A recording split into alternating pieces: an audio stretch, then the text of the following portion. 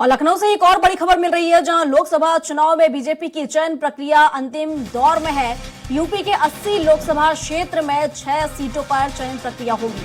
तो 6 सीटों पर चयन होगा और प्रधानमंत्री नरेंद्र मोदी इस चयन प्रक्रिया को हरी झंडी दिखाएंगे। इसके बाद ही ये चयन होगा। तो हेमा मालिनी, संतोष गंगवार की सीट पर पीएम फैसला करेंगे और मेनका गांधी जनरल वीके सिंह की सीट पर पीएम फैसला करेंगे। इसके साथ ही वरुण गांधी सत्यदेव पचौरी की सीट पर भी पीएम फैसला करेंगे। तो 6 सीटों को लेकर पीएम फैसला करेंगे। 6 सीटों पर चयन पीएम की हरी झंडी दिखाने के बाद होगा। और इस पर विस्तार से जानकारी के साथ पवन सिंह हमारे साथ लाइव जुड़े हुए हैं। पवन, क्या कुछ अपडेट इस खबर को लेकर बताया जा रहा है? 6 नामों को लेकर चर्चा की जा रही है कि प्रधानमंत्री नरेंद्र मोदी की हरी झंडी की दिखाने के बाद ही इन नामों का चयन होगा। देखिए प्रियंका, इस समय जो लोकसभा के चुनाव है उसके जो प्रत्याशी उसको लेकर के अंतिम बैठक चल रही है। अंतिम जो है चयन प्रक्रिया का अंतिम भाग चल रहा है और इसमें उत्तर प्रदेश के 80 लोकसभा सीटों में करीब 6 सीटें ऐसी हैं जिसपे करीब बड़े नेता वहां पे चुनाव लड़ चुके हैं और उन लोगों के लिए निर्णय लेना शीर्ष नेतृत्व निर्णय करेगा। तो निचले लेवल की जो बैठक हो रही है वो उन सीटों पे निर्णय नहीं ले सकती है। करीब 6 सीटें हैं, उसमें मेनका गांधी है, वरुण गांधी है, जनरल वीके सिंह है, संतोष गंगवार है। तो ऐसे लोगों का जो निर्णय लेना है, क्योंकि ये लोग सभी शीर्ष नेतृत्व से जुड़े हैं और इनके प्रत्याशी बनाए जाने के लिए जो भी क्षेत्र तय होगा या उनको क्या किया जाना, इसके लिए शीर्ष नेतृत्व यहाँ तक कि प्रधानमंत्री मोदी, अमित शाह या ऊपर के लेवल के लोग जो है इसको निर्णय लेंगे। और सबसे बड़ी बात है कि उत्तर प्रदेश सबसे बड़ा राज्य है और यहाँ पर 80 लोकसभा सीटें हैं। सभी पार्टियों के लिए उत्तर प्रदेश बहुत महत्वपूर्ण होता है और यहाँ उत्तर प्रदेश में माना जाता है कि कहावत है कि उत्तर प्रदेश से भी प्रधानमंत्री का रास्ता जाता है। तो माना जाएगा कि जिस तरह से किसी भी पार्टी के पास उत्तर प्रदेश में अगर सबसे ज्यादा सीटें होंगी तो ही सबसे नजदीक सत्ता और प्रधानमंत्री की कुर्सी के नजदीक वह पार्टी पहुंचती है। तो कुल मिला के देखना है कि उत्तर प्रदेश में जो 80 लोकसभा सीटें हैं उन सीटों पर बीजेपी किस तरह से निर्णय करती है, क्योंकि क्या जो निर्णय है क्या अंतिम निर्णय होगा और जो भी प्रत्याशी बनेंगे, बीजेपी ने जिस तरह से अपना माहौल तय किया है उसमें जाहिर सी बात है कि पूरे प्रदेश में उसका असर है।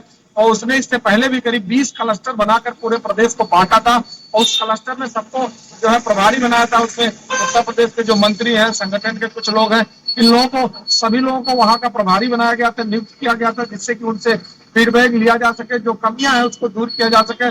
करीब 5 ऐसे क्लस्टर थे जिसमें जो हारी सीटें थी उस पे प्रत्याशी बनाया गया था मंत्रियों को और संगठन के लोगों को, और बाकी 15 क्लस्टर जो जीती सीटें थी उस पे भी प्रभारी नियुक्त किए गए थे, जिससे कि वहां की जो कमियां हैं, जो जमीन, जो ग्रास रूट की जो चीजें हैं वो ऊपर आ सके और उस पे किस तरह से निर्णय लिया जा सके जिससे कि उसमें सही प्रत्याशी चुन के और हम जीत हासिल कर सकें। बिल्कुल सही कहा आपने पवन, की उत्तर प्रदेश से ही सत्ता हासिल की जा सकती है और दिल्ली का ताज पहना जा सकता है।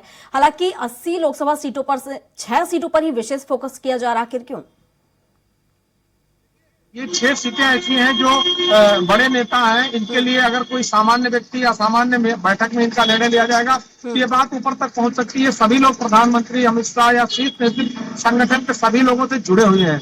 तो जाहिर बात है कि इन लोगों की जो भी बात होगी ये ऊपर के लोग डिसाइड करेंगे इन लोगों की कौन सी सीट दी जाए, या ये लोग चुनाव लड़ेंगे या कहाँ से लड़ेंगे या राज्यसभा भेजा जाना है। जो भी कुछ निर्णय होगा ये शीर्ष नेतृत्व लेगा। इन 6 सीटों को छोड़ के बाकी सभी सीटों पे उत्तर प्रदेश की जो अंतिम दौर की बैठक चल रही है इसमें निर्णय लिया जाएगा और यह निर्णय जो भी डिसीजन यहाँ का होगा प्रदेश अध्यक्ष यहाँ से लेके जाएंगे दिल्ली में, फिर उनके नामों पे अंतिम मोहर लगेगी, इसके बाद घोषणा की जाएगी। और देखा जाए तो प्रदेश की जो स्थितियां हैं, बहुत सारे ऐसे सांसद हैं जिनको बदला जाना है या नए चेहरे आने हैं, लेकिन ये नया चेहरा का जो डिसीजन है इसको काफी मंथन के बाद लिया जाएगा। इसीलिए अभी हमने आपको बताया कि इससे पहले भारतीय जनता पार्टी ने करीब 20 क्लस्टर में पूरे प्रदेश को बांटा था, जिससे फीडबैक लेके और दिल्ली में इनकी रिपोर्ट मंगाई गई थी। उसमें भी बहुत सारी रिपोर्ट में जो पॉजिटिव निगेटिव चीजें वो रखी है और इस समय जो अंतिम बैठक चल रही है इसमें जो नामों की जो सूची बनेगी उसमें जो मंथन करने के बाद निकाला जाएगा। तो ओवरऑल पूरा ऑब्जर्व किया जाएगा किस व्यक्ति को प्रत्याशी किस क्षेत्र से बनाया जाए, क्योंकि हमारी पार्टी में 80 की 80 लोकसभा सीटें जीतने का पूरा लक्ष्य बना रखा बीजेपी ने। लेकिन अब वक्त बताएगा कि किस तरह से और कितनी सीटें इनको हासिल हो पा रही। प्रियंका, बिल्कुल सही कहा आपने। 75 प्लस का लक्ष्य लेकर बीजेपी चल रही है और सीधा सीधा रास्ता उत्तर प्रदेश से होते हुए जाता है दिल्ली का। फिलहाल शुक्रिया आपका तमाम जानकारियों के लिए।